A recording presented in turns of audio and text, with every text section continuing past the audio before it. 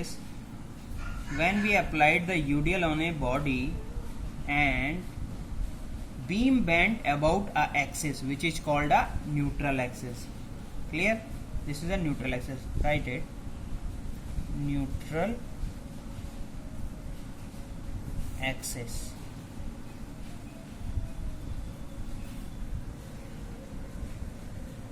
Okay. So the axis about which a section rotates. Clear?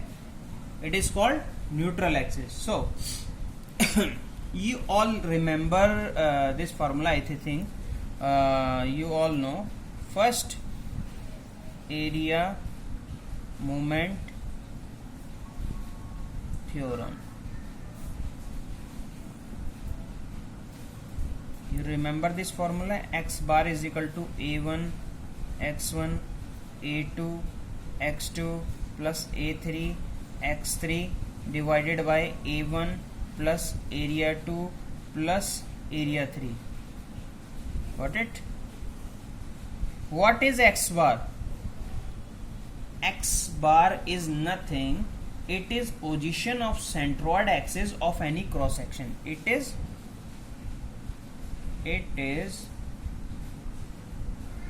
position of centroid axis of any cross section. Clear? Okay. So this equation gives, right, this equation gives, this formula gives the, this formula, okay, gives the location of centroid axis from the known axis. Clear? I will give you example. Okay, let's say this is a I-beam. You all know about I-beam section. Okay, I-beam.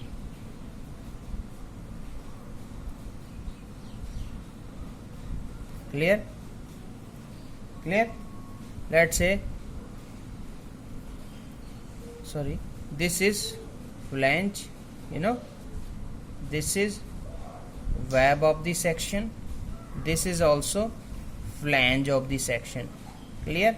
Let's say flange width is capital B. Okay, now this is a symmetrical section. Symmetrical section. Okay, because the top and the bottom flange, this is also B, this is also flange, top and bottom flange are same. Okay, so this is a symmetrical section. Okay, so this is the depth of a web, this is small d, and let's say this is capital D, this is same, so this is also a capital D. Clear? Now let's say this axis, to find out the centroidal axis X bar, let's say this axis passing through the base of the bottom flange. Clear? Okay, so let's say this is our neutral axis or CG. Okay, say example, this is our X bar. Clear? Clear? Let's say this portion is area 1, okay, and this portion is area 2, and this portion is area 3. Clear? Okay, so what is X bar? X bar, this is the CG of a section. Okay, so let's say put this theory, x bar is equal to a1 x1 plus a2 x2 a3 x3 upon area 1 plus area 2 plus area 3, all value you know. Okay, so how you find x1, area 1, area 2, area 3, you already know, you can calculate easily. This is a rectangular section. What is area 2? Length into width. Got it? But you need to know x1, x2 and x3. How can you find? I will tell you. Let's say this is the reference line. Okay, so in case of a1, is center axis is this. Okay, so from the center of a1, this value is, this is the reference axis, and from the center this is x1. Clear? Clear? We can write like this. Clear? Okay, and what is x2? This is the center of the a2. Clear? So this value is what? x2. Clear? And last is x3. Let's say this value is from the center of the a3, and from the base of the reference axis, this is what? x3. Got it? Then what is x1? Say x1 from base of the bottom flange, okay, to center of the a1. So this is d. So from the center to this is d by 2, and this is this to this is d, and from this to that d. So from here to there, this is d plus half of this, d by 2. Clear? This is the value of x1.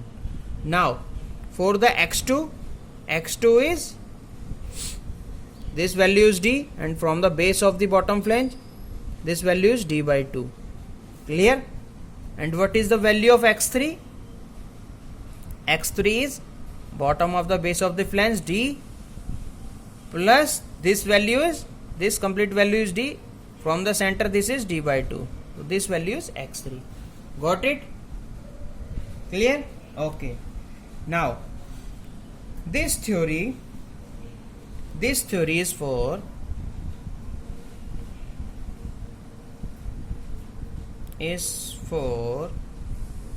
elastic analysis, because in elastic analysis, this is neutral axis is always passed through CG of section. Clear? Okay, so this is frequently used in while designing the compression member or plastic analysis. I will tell you later. Okay, clear? Now we all know what is the flexural formula. Okay, m by I is equal to sigma by y, all know. Okay, let's say okay, so write it that this theory is frequently used while designing compression member. Clear? Okay, these things are clear. This formula you can write here. This is the value of x1, this is the value of x2, and this is the value of x3. So put x1 here, put x2 here, put x3 here.